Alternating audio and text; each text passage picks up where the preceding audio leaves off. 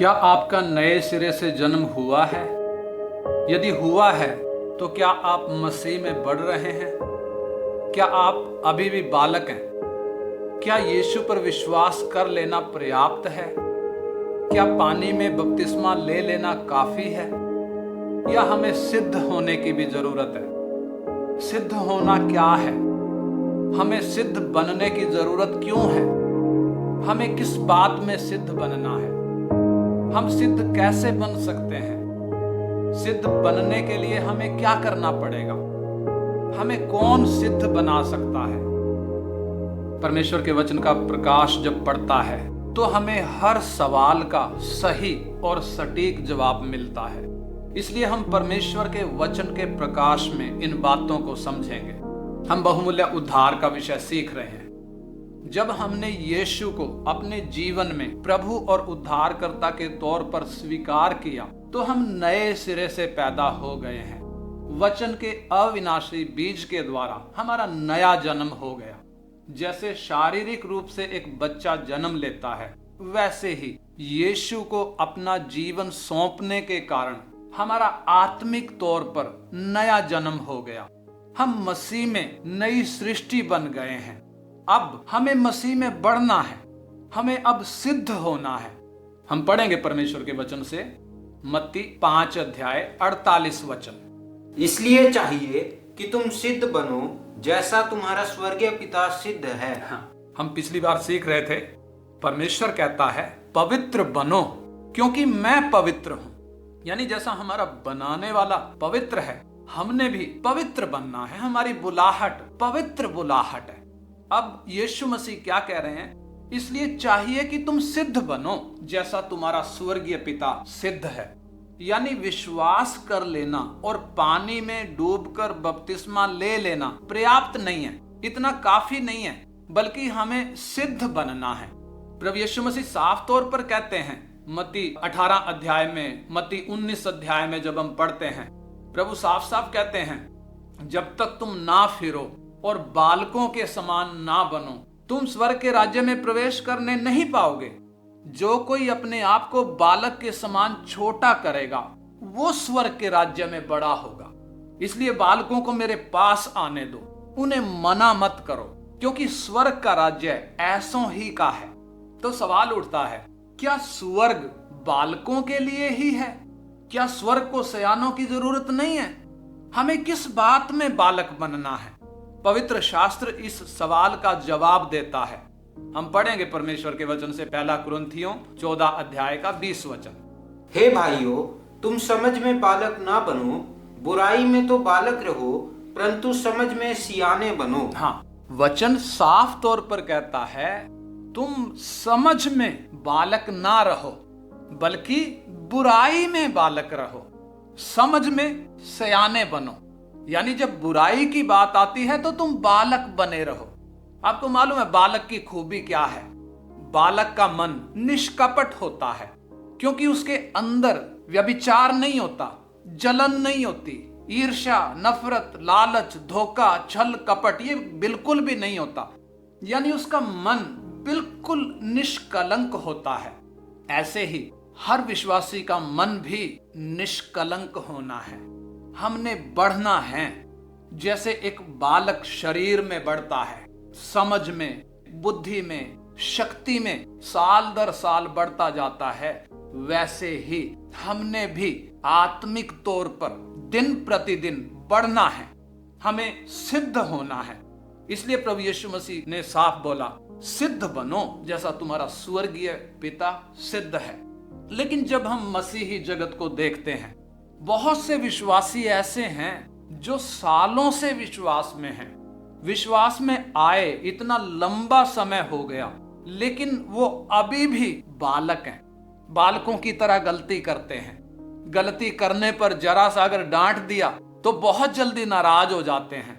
जब बालकों को देखते हैं तो बालक तो जल्दी ही नाराजगी भूल जाता है, हंसने लगता है। लेकिन ये ऐसे बालक हैं जो नाराजगी को भूलते ही नहीं है। और दूसरी बात, इनको मोटा अनाज भी हजम नहीं होता। मोटा अनाज बोले तो वचन की गहरी बातें इनको हजम नहीं होती। इनको अभी भी दूध ही चाहिए, तभी तो परमेश्वर का वचन हमें कहता है, इब्रानी 5 अध्याय 13 और 14 वचन, इब्रानियों 5 का 13-14। क्योंकि दूध पीने वाले बच्चे को तो धार्मिकता के वचन की पहचान नहीं होती, क्योंकि वो बालक है, पर अन्न सयानों के लिए है, जिनकी ज्ञानेंद्रियां अभ्यास करते करते भले बुरे में भेद करने में निपुण हो गई हैं। हाँ, वचन साफ कहता है, दूध पीने वाले बच्चे को धार्मिकता के वचन की पहचान नहीं होती। क्यों नहीं होती? क्योंकि वो बालक है। लेकिन अन्न, मोटा अनाज, वो सयानों के लिए है, बड़ों के लिए है, जिनकी ज्ञान इंद्रियां अभ्यास करते करते भले और बुरे में भेद करने में निपुण हो गई हैं। भले या बुरे में भेद करने का मतलब सही क्या है, गलत क्या है, वो तुरंत पहचान जाते हैं। क्यों पहचान जाते हैं? क्योंकि वो मोटा अनाज खाते हैं, अन्न खाते हैं, रोटी खाते हैं, इसलिए उनको मालूम है कि सही क्या है और गलत क्या है। परमेश्वर का वचन नए जन्मे विश्वासी के लिए दूध है, लेकिन पुराने के लिए यही वचन रोटी है। परमेश्वर का वचन नए जन्मे विश्वासी के लिए तो दूध है, लेकिन यही वचन पुराने व्यक्ति के लिए रोटी है, अन्न है।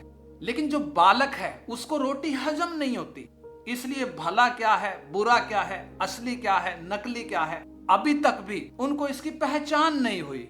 इसलिए नकली प्रेरितों, नकली भविष्यवक्ताओं, नकली प्रचारकों के पीछे भीड़ की भीड़ है। उनको मालूम ही नहीं है कि असली नकली की पहचान क्या है। बीरिया की कलीसिया के बारे में जब हम पढ़ते हैं, प्रेरितों के काम 17 अध्याय उसका 11 वचन में लिखा है, बीरिया की कलीसिया के विश्वासी जो थे वो बड़ी लालसा के साथ वचन ग्रहण करते थे और प्रतिदिन पवित्र शास्त्र में ढूंढते थे कि ये जो बात हमें प्रचार में बताई गई है, क्या ये ऐसे ही है, क्या वचन ऐसे ही कहता है या कुछ और है। इसके अलावा इफिसुस की कलीसिया के विश्वासियों के बारे में भी प्रभु यीशु मसीह खुद गवाही देते हैं।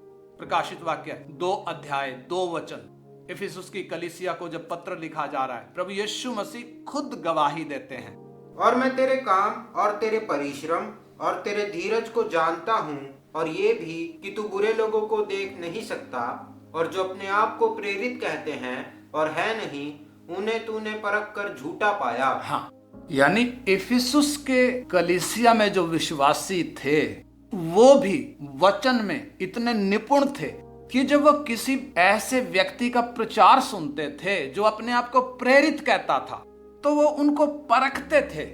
ये जो कह रहा है, क्या इसका जीवन इस वचन के अनुसार है? इसने जो बोला है, क्या बाइबल ऐसा ही कहती है या ये अपने मन से, अपनी बुद्धि से कुछ और ही बोल रहा है? और जब उन्होंने परख कर देखा तो कितने प्रेरितों को झूठा पाया गया। किसने परखा प्रेरितों को? इफिसुस के विश्वासियों ने, बीरिया की कलीसिया के विश्वासियों ने। कैसे परखा? वचन के द्वारा परखा, उनके जीवन को देखा। ये जो बोल रहे हैं, क्या ये वचन के अनुसार बातें हैं? ये जो बोल रहे हैं, क्या इनका जीवन इस वचन के अनुसार है?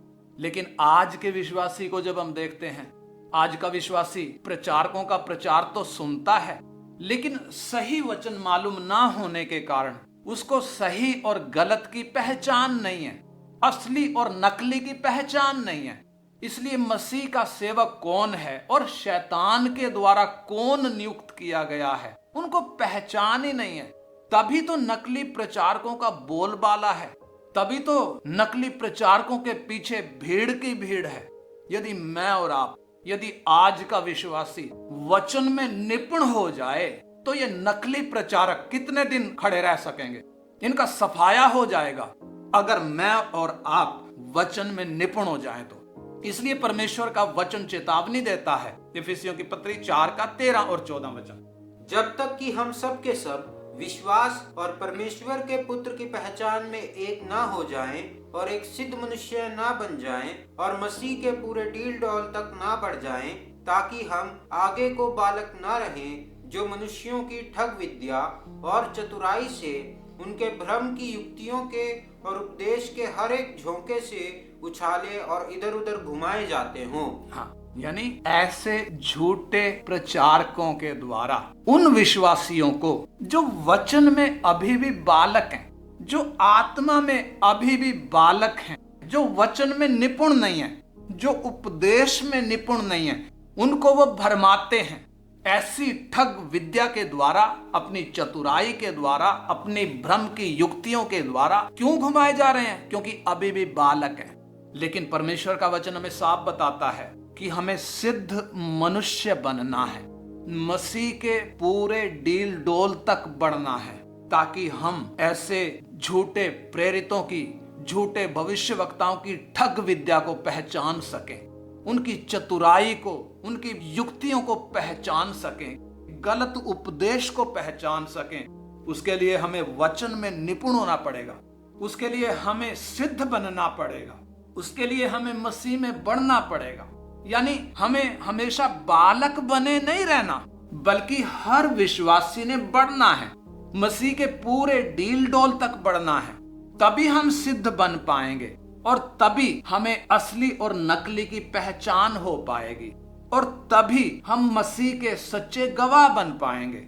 आपको मालूम है, यीशु ने मनुष्य के तौर पर जो नमूना दिया, परमेश्वर का वचन बताता है, इब्रानियों की पत्री 2 अध्याय में लिखा है, जिसके लिए सब कुछ है और जिसके द्वारा सब कुछ है, उसे यही अच्छा लगा कि जब वो बहुत से पुत्रों को महिमा में पहुंचाए तो उनके उद्धार के कर्ता को दुख उठाने के द्वारा सिद्ध करे।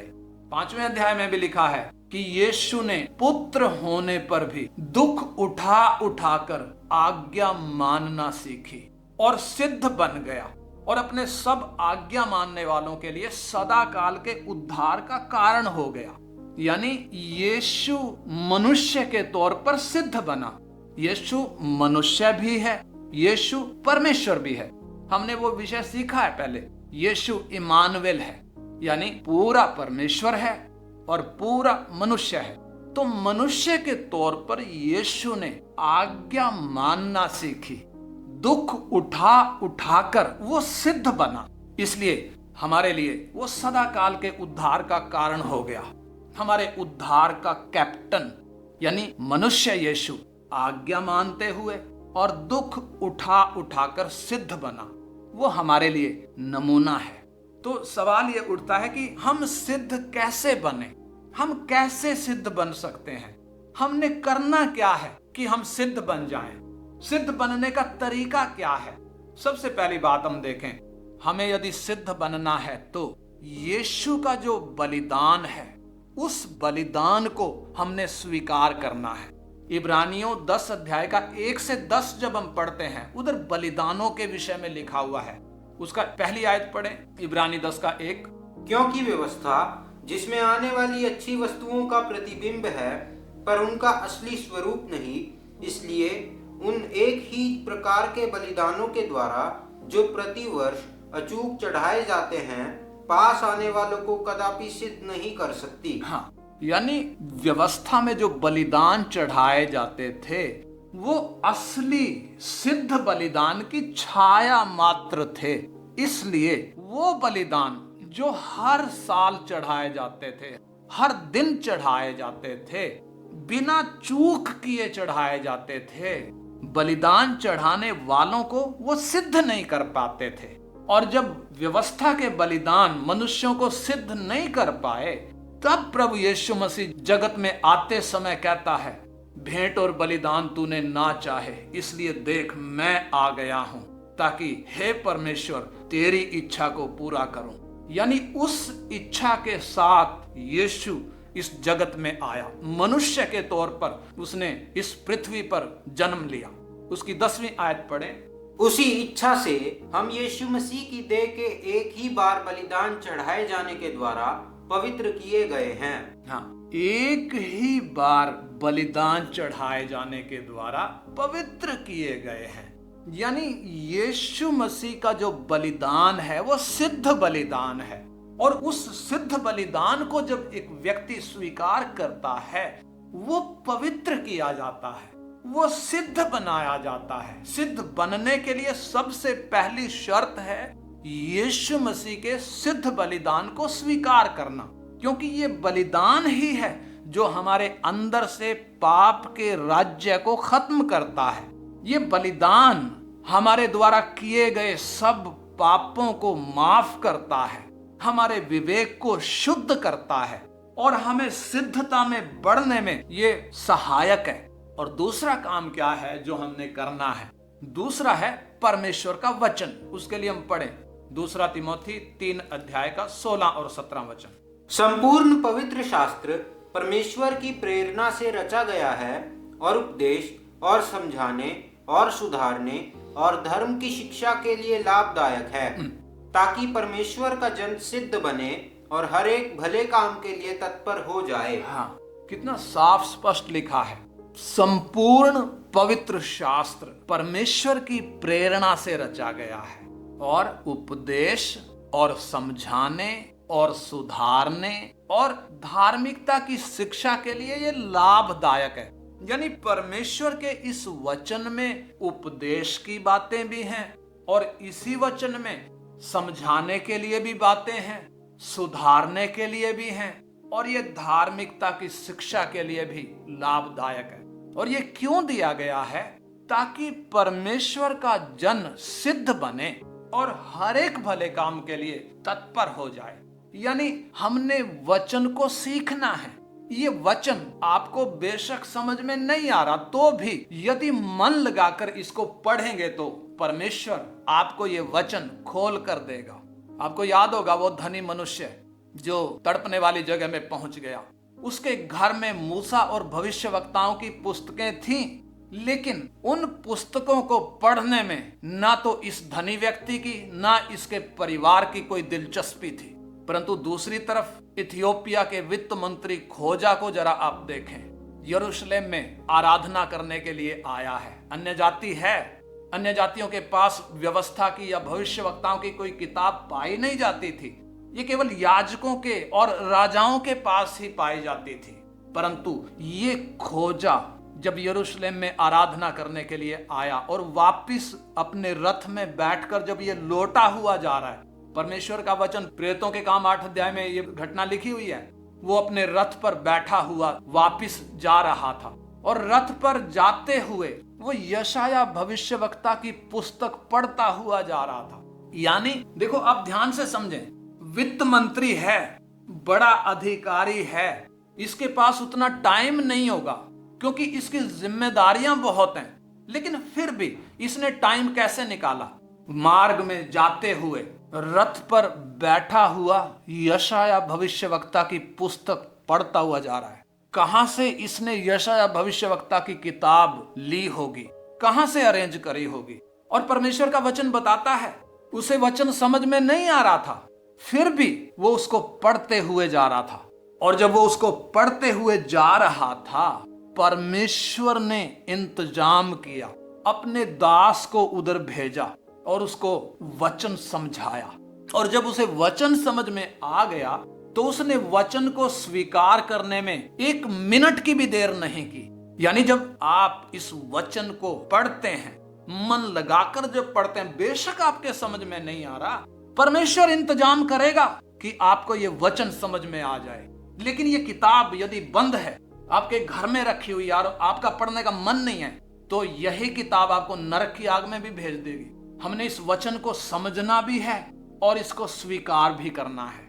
जब हम इस वचन को स्वीकार करेंगे और इसको अपने जीवन में लागू करेंगे, तभी हम सिद्ध बन पाएंगे। यानी बालकों को सिद्ध बनाने की शक्ति कहां पर है? परमेश्वर के इस वचन में है। ये वचन हमें सिद्ध बनाता है। इस वचन को हमने पढ़ना है, इस वचन को हमने सीखना है। अगर हमारा सीखने का मन है, परमेश्वर इंतजाम करेगा सिखाने के लिए। और तीसरा, हमने क्या करना है? आपको मालूम है, परमेश्वर ने अपनी कलीसिया में खास प्रबंध किया हुआ है ताकि हम हर एक विश्वासी सिद्ध बन सकें। उसके लिए पढ़ेंगे इफिसियों 4 अध्याय का 11 से 13। उसने कुछ को प्रेरित नियुक्त करके और कुछ को भविष्यद्वक्ता नियुक्त करके और कुछ को सुसमाचार सुनाने वाले नियुक्त करके और कुछ को रखवाले और उपदेशक नियुक्त करके दे दिया, जिससे पवित्र लोग सिद्ध हो जाएं और सेवा का काम किया जाए और मसीह की देह उन्नति पाए, जब तक कि हम सब के सब विश्वास और परमेश्वर के पुत्र की पहचान में एक ना हो जाएं और एक सिद्ध मनुष्य ना बन जाएं और मसीह के पूरे डील डॉल तक ना बढ़ जाएं। हाँ, यानी परमेश्वर ने अपनी कलीसिया में 5 प्रकार के अभिषिक्तों को नियुक्त किया है। प्रेरित, भविष्यवक्ता, सुसमाचार सुनाने वाले, रखवाले यानी पास्टर और उपदेशक यानी टीचर। परमेश्वर ने इन 5 अभिषिक्तों को कलीसिया में इंतजाम करके दिया हुआ है ताकि हर एक विश्वासी सिद्ध मनुष्य बन जाए, ताकि हर एक विश्वासी मसीह के पूरे डील डोल तक बढ़ जाए। यानी परमेश्वर का इंतजाम है ये। हर एक विश्वासी ने इस प्रबंध के अधीन आना है, तभी वो सिद्ध बन पाएगा, तभी वो मसीह के पूरे डील डोल तक बढ़ पाएगा। लेकिन आज मसीही जगत में नकली प्रेरित, नकली भविष्यवक्ता, नकली प्रचारक, नकली पास्टर भरे पड़े हैं। हमने इन नक्कालों से सावधान रहना है। इनसे सावधान कैसे रह पाएंगे? जब हम वचन जानते हैं तभी इनको हम पहचान पाएंगे। आपको वचन मालूम नहीं है तो उनके चंगुल में फंस जाएंगे। लेकिन परमेश्वर के द्वारा नियुक्त किए गए सेवक वो आपको सिद्ध बनाने के लिए अधिकार पाए हुए सेवक हैं। परमेश्वर ने उनको ये अधिकार दिया है।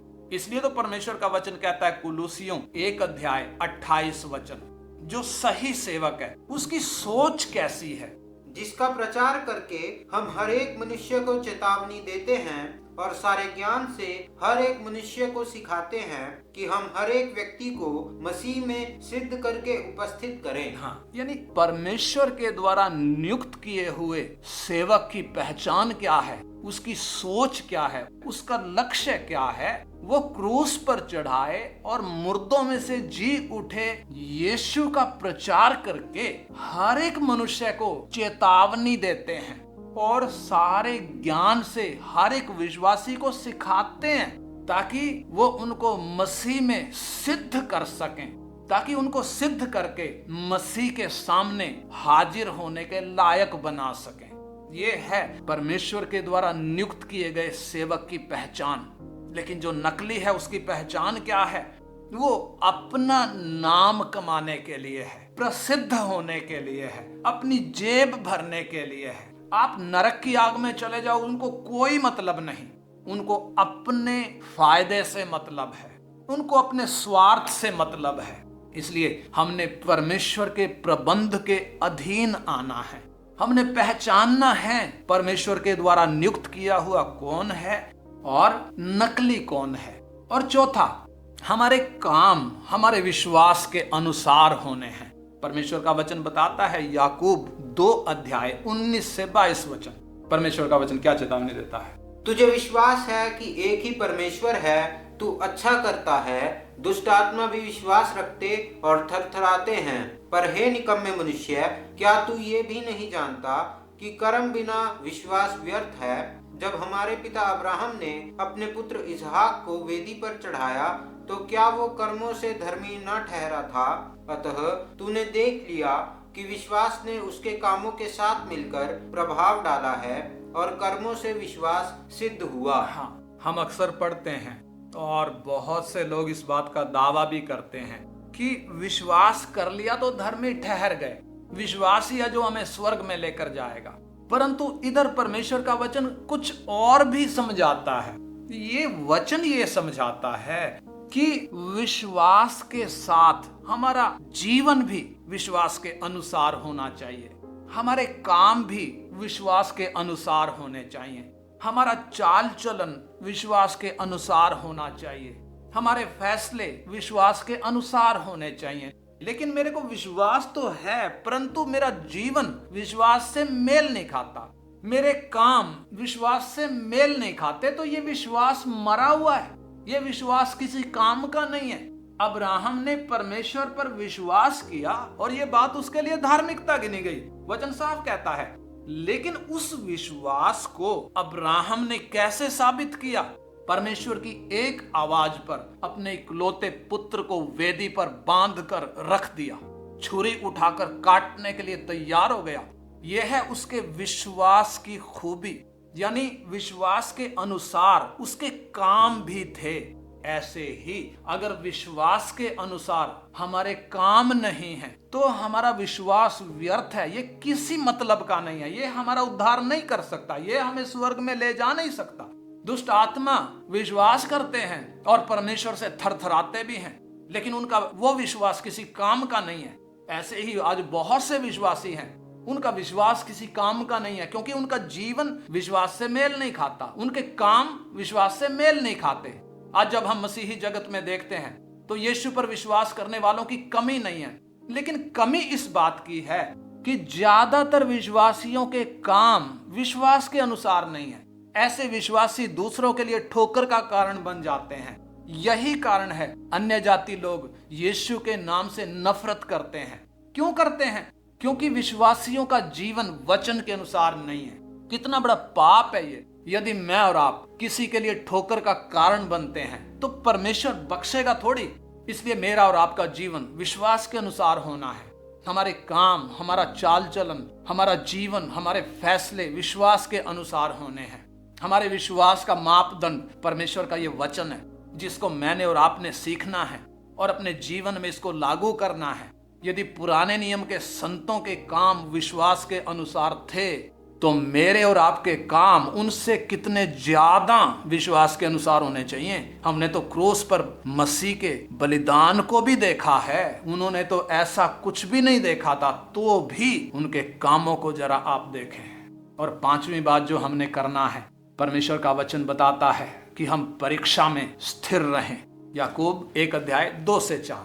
हे मेरे भाइयों, जब तुम नाना प्रकार की परीक्षाओं में पड़ो तो इसको पूरे आनंद की बात समझो, ये जानकर कि तुम्हारे विश्वास के परखे जाने से धीरज उत्पन्न होता है। पर धीरज को अपना पूरा काम करने दो कि तुम पूरे और सिद्ध हो जाओ और तुम में किसी बात की घटी ना रहे। हाँ, हमें सिद्ध बनना है तो हमें बहुत सारा धीरज चाहिए। यह धीरज कब आएगा? परीक्षाओं के द्वारा धीरज आएगा। परीक्षा हमें बर्बाद करने के लिए नहीं आती हैं, बल्कि ये परीक्षाएं हमारे जीवन में इसलिए आती हैं ताकि हमें धीरज रूपी धन से माला माल कर दें। धीरज होगा तो हम सिद्ध बन पाएंगे, धीरज नहीं होगा तो हमारा सिद्ध बनना मुश्किल है। और छठी बात जो हमने करनी है, दुनियावी चीजों की बजाय यीशु से प्रेम करना है। आपको मालूम है ना, वो धनी व्यक्ति जो यीशु के पास दौड़ते हुए आया, घुटना टेक कर यीशु को विनती कर रहा है, हे उत्तम गुरु, अनंत जीवन का अधिकारी होने के लिए मैं क्या करूं? आपको मालूम है यीशु उसको क्या कहते हैं? मत्ती 19:21। यीशु ने उससे कहा, यदि तू सिद्ध होना चाहता है तो जा, अपना माल बेचकर कंगालों को दे और तुझे स्वर्ग में धन मिलेगा और आकर मेरे पीछे हो ले। हाँ, उस धनी मनुष्य को धन से लगाव था, इसलिए वो जीवन के सोते के पास आकर भी उदास होकर प्यासा वापस चला गया। लेकिन दूसरी तरफ हम जक्कई के जीवन को देखें। वो नाटा व्यक्ति, उसने अपने धन से लगाव नहीं रखा बल्कि यीशु से लगाव किया, इसलिए उसने उद्धार पाया और वो सिद्ध बन गया। मैं और आप किससे प्यार करते हैं? संसार से या संसार की वस्तुओं से या फिर अपने आप से? किससे हम प्यार करते हैं? प्रभु यीशु कहते हैं, जो अपने माता या पिता को मुझसे ज्यादा प्यारा जानता है वो मेरे लायक नहीं है। जो कोई अपने बेटा बेटी को मुझसे ज्यादा प्यारा जानता है वो मेरे लायक नहीं है। यानी जब हम दुनियावी चीजों को यीशु से बढ़कर अहमियत देंगे तो हम कभी भी सिद्ध नहीं बन पाएंगे। अगर हमने सिद्ध बनना है तो दुनिया की तमाम चीजों से बढ़कर हमने आत्मिक विषयों को महत्व देना है, यीशु को प्रथम स्थान देना है, तभी हम सिद्ध बन पाएंगे। और सातवीं और आखिरी बात, हम कैसे सिद्ध बन पाएंगे? हम पढ़ेंगे परमेश्वर के वचन से, यूहन्ना 17:23। मैं उनमें और तू मुझ में कि वे सिद्ध होकर एक हो जाएं और संसार जाने कि तू ही ने मुझे भेजा और जैसा तूने मुझसे प्रेम रखा वैसा ही उनसे प्रेम रखा। हाँ, प्रभु यीशु मसीह साफ कहते हैं कि यदि मैं उनमें बना रहूंगा तो वे सिद्ध बनकर एक हो जाएंगे। यानी मसीह हम में तभी बना रह पाएगा जब हम मसीह में बने रह पाएंगे। हम मसीह में बने रहेंगे तो ही हम सिद्ध बन पाएंगे। मसीह में बने रहने का मतलब क्या है और हम कैसे मसीह में बने रह सकते हैं, मसीह में बने रहने के क्या फायदे हैं और मसीह में बने ना रहने के क्या नुकसान हैं, आने वाले दिनों में इन बातों को हम सीखेंगे। तो ये 7 बातें हैं जिनको हमने अपने जीवन में सुनिश्चित करना है। सबसे पहली बात, मसीह यीशु का बलिदान, वो सिद्ध बलिदान हमने स्वीकार करना है। दूसरा, परमेश्वर का वचन, ये हमने सीखना है और अपने जीवन में लागू करना है। सीखने का मन है, परमेश्वर खोल कर देगा। और तीसरा, परमेश्वर के प्रबंध के अधीन आना है। और चौथा, विश्वास के अनुसार हमारा जीवन होना है, हमारे काम हमारे विश्वास के अनुसार होने हैं। और पांचवा, परीक्षा आते समय हमने स्थिर रहना है, धीरज रखना है, आनंद के साथ हर परिस्थिति का सामना करेंगे तो सिद्धता में बढ़ेंगे। और छठा, दुनियावी चीजों से बढ़कर, खुद से भी बढ़कर जब पहला स्थान हम यीशु को देंगे तो ही हम सिद्धता में बढ़ पाएंगे। और सातवां, जब हम मसीह में बने रहेंगे तो ही हम सिद्ध बन पाएंगे। और आखिर में मैं और आप यदि सच्चे मन से इन बातों का प्रयास करेंगे तो परमेश्वर हमारी मदद करेगा। वचन बताता है, पहला पत्रस 5 अध्याय 10 वचन, अब परमेश्वर जो सारे अनुग्रह का दाता है, जिसने तुम्हें मसीह में अपनी अनंत महिमा के लिए बुलाया, तुम्हारे थोड़ी देर तक दुख उठाने के बाद आप ही तुम्हें सिद्ध और स्थिर और बलवंत करेगा। हाँ, परमेश्वर खुद करेगा। यानी हम कभी भी अपने आप को सिद्ध नहीं बना सकते। मैंने आपको ये जो 7 बातें बताई हैं, यदि हम इन 7 बातों को अपने जीवन में लागू करेंगे तो परमेश्वर निश्चित रूप से हमें पवित्र बनाएंगे। यानी आखिर में परमेश्वर ने हमें सिद्ध करना है, परंतु परमेश्वर ने हमें सिद्ध करना है तो शर्त क्या है? ये 7 बातें मैंने और आपने सुनिश्चित करनी है, तभी परमेश्वर निश्चित तौर पर हमें सिद्ध बनाएगा। हम यदि इन बातों को अपने जीवन में लागू करेंगे तो परमेश्वर निश्चित रूप से हमें सिद्ध बनाएगा, पवित्र भी बनाएगा और सिद्ध भी बनाएगा। इसलिए आइए इन वचनों को हम विचार करें। क्या मैंने यीशु के सिद्ध बलिदान को स्वीकार किया है, या मैं अभी भी अपने कामों के द्वारा परमेश्वर को प्रसन्न करने का प्रयास कर रहा हूँ? यीशु के बलिदान में वो ताकत है जो पाप की गुलामी से छुटकारा देती है। क्या मैं परमेश्वर के वचन को नियमित तौर पर सीख रहा हूँ, उसको अपने जीवन में लागू करता हूँ? क्या यह वचन मेरे समझ में आ रहा है? क्या मैं परमेश्वर के प्रबंध के अधीन आया हूँ? क्या विश्वास के अनुसार मेरे काम हैं? परीक्षा आते समय में क्या मैं धीरज रखता हूँ? क्या मैं दुनियावी चीजों से बढ़कर यीशु से लगाव रखता हूँ, या मैं अपने आप से ज्यादा प्यार करता हूँ, पैसे से ज्यादा प्यार करता हूँ? क्या मैं मसीह में बना हुआ हूँ? आइए इन बातों के बारे में हम विचार करें। क्या मैं सिद्धता की ओर बढ़ रहा हूँ, या अभी भी मैं बालक ही हूँ? बालक की पहचान क्या है? इसको धार्मिकता के वचन की पहचान नहीं है, यह वचन में निपुण नहीं है, असली नकली की पहचान नहीं है। कोई भी इसको भरमा सकता है। कितना मसीही जगत आज भरमा दिया गया। आइए हम बालक ना रहें, हम मसीह में एक सिद्ध मनुष्य बन जाएं, हम मसीह के पूरे डील डॉल तक बढ़ जाएं। आइए हम उसके लिए प्रार्थना करें। हमारे स्वर्गीय पिता, आपके जीवित और पवित्र वचनों के लिए धन्यवाद। पिता, जैसा आप सिद्ध हैं, आपकी मांग है कि हम भी सिद्ध बने। विनती करते हैं पिता, जो बातें हमने सुनिश्चित करनी है प्रभु, उन बातों में हम वफादार हो सकें, हम उन बातों को सुनिश्चित कर सकें। आपसे विनती करते हैं, आपका आत्मा इन बातों को सुनिश्चित करने में हमारी मदद करे। यीशु मसीह के पवित्र नाम में